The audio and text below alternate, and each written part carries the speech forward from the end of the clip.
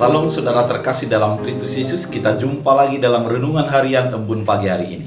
Sebelum kita mendengarkan firman Tuhan, kita bersatu dalam doa. Damai sejahtera Allah yang melampaui segala akal dan pikiran, itulah yang memelihara hati dan pikiran dalam Kristus Yesus Tuhan. Amin. Saudara terkasih, firman Tuhan untuk kita pada hari ini diambil dari 1 Korintus 10 ayat 3-4. Dalam bahasa Batak Angkola dikatakan demikian. Rapsi panganon partondiondo di pangan halahi, jana rapsi numon partondiondo di inum halahi, rap minum sian dolok batu partondiondo halahi, ima batu partondion naman dongani halahi, Kristus sendiri do anggo batu partondioni. Mereka dalam bahasa Indonesia, mereka semua makan makanan rohani yang sama dengan mereka, semua minum minuman rohani yang sama, sebab mereka minum dari batu karang rohani yang mengikuti mereka, dan batu karang itu ialah Kristus. Demikian firman Tuhan. Saudara terkasih, ketika Paulus menyatakan ini kepada orang Korintus agar mencontoh atau melihat yang terjadi kepada bangsa Israel. Bangsa Israel di dalam kisah ini diceritakan bahwa ketika mereka dari Mesir menuju kepada Kanaan, mereka memakan makanan yang sama, yaitu manna daripada Allah. Mereka juga minum dari tempat minum yang sama.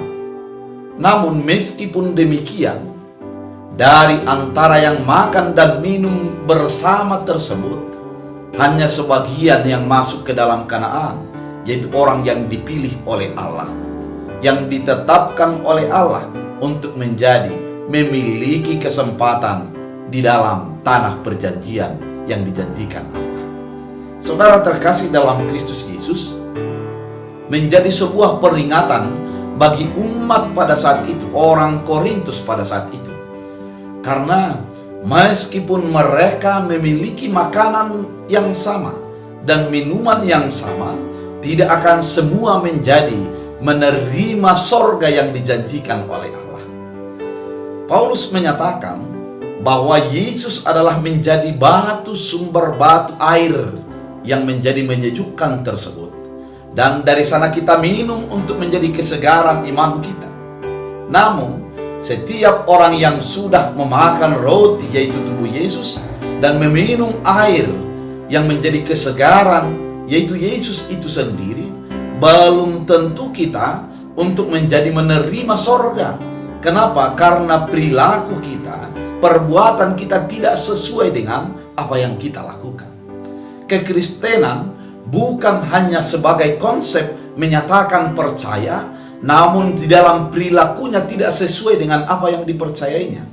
Kekristenan yang benar adalah ketika mempercayai Yesus sebagai Tuhan dan Juru Selamat, dan Yesus dan Tuhan itulah yang menjadi role model, yang menjadi kehidupan teladan kita.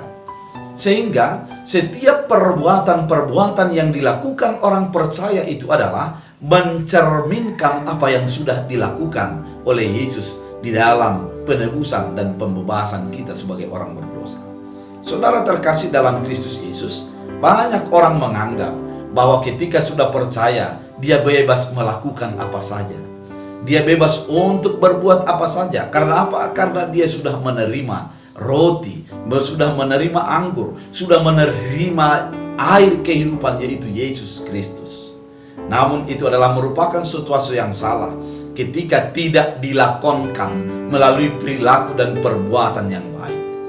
Kekristenan berbuat baik bukan untuk menjadi selamat, namun berbuat baik oleh karena sudah diselamatkan. Kita berbuat baik adalah karena ucapan syukur kita, karena kita sudah diselamatkan. Oleh karena itu, perbuatan baik kekristenan adalah sebagai limpahan syukur oleh karena keselamatan.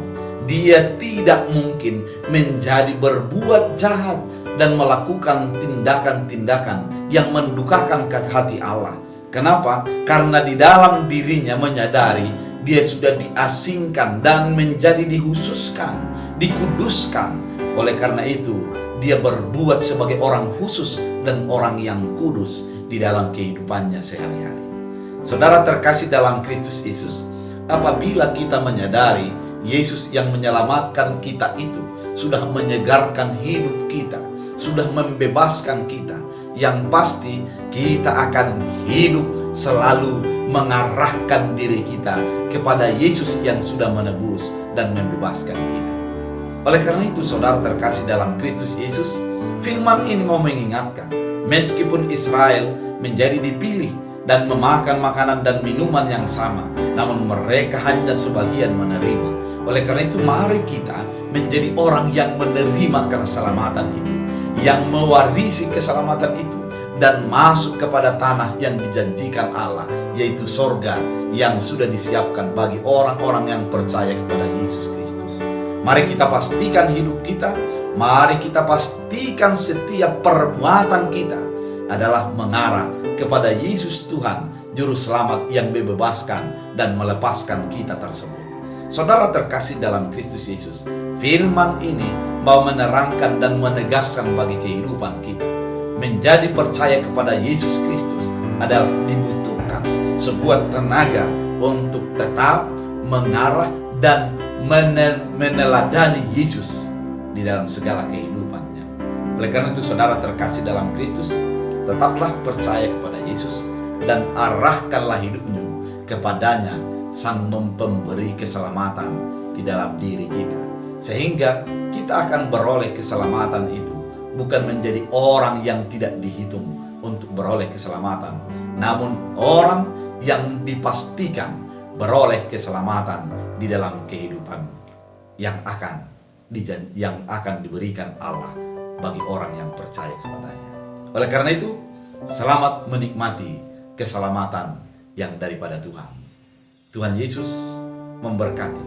Kita berdoa. Terima kasih Tuhan Yesus atas firman-Mu mengingatkan kami bahwa kami akan sudah beroleh keselamatan melalui Yesus Kristus.